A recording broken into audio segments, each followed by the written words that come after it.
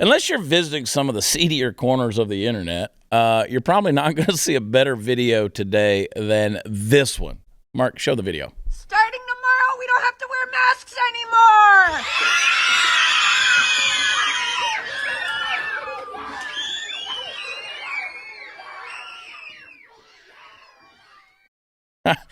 I don't know about you guys. Every time I watch that video, I think somebody's kind of cutting up the onions nearby. I mean, bring some, maybe some of that dust and pollen into the air as well.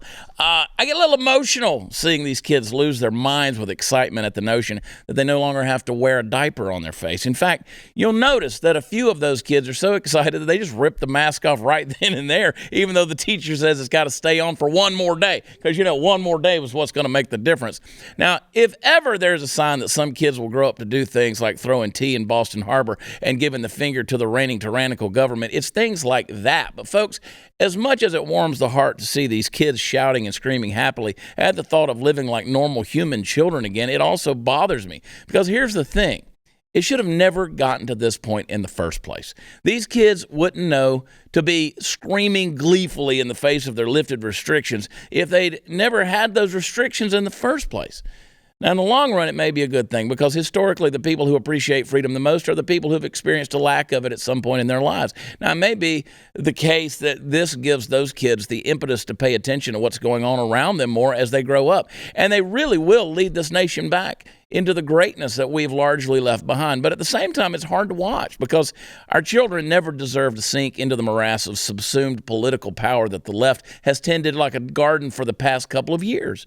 I mean, how can we as a society think that that's been okay? How can we have sat back and been complacent when the very physical totems of the woke religion have spread to our children?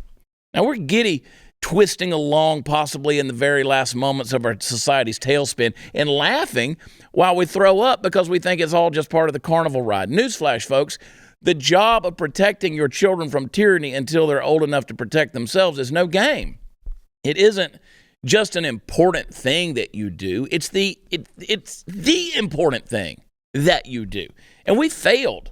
Liberals and conservatives alike, we failed to fully step in, put our shoulder to the grindstone, and stop this thing before it did irreparable damage. Throughout this pandemic, we have allowed the very fabric of freedom to be torn to such a degree that Lady Liberty lays naked in the street at this point, just awaiting whatever cruel fate will befall her at the hands of the mob. The mob we didn't stop. The mob we didn't stop.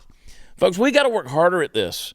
I love this video of these kids, but I would much rather that it never need to have existed in the first place. Let's get our kids out of these public schools. I'm going to keep saying this over and over again every time I get.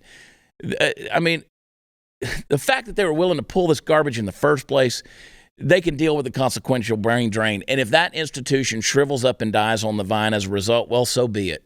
We need to reform the damn thing anyway. So take a moment to celebrate the beauty of this video, folks, and then let's get back to work kicking the left's ass out of our lives.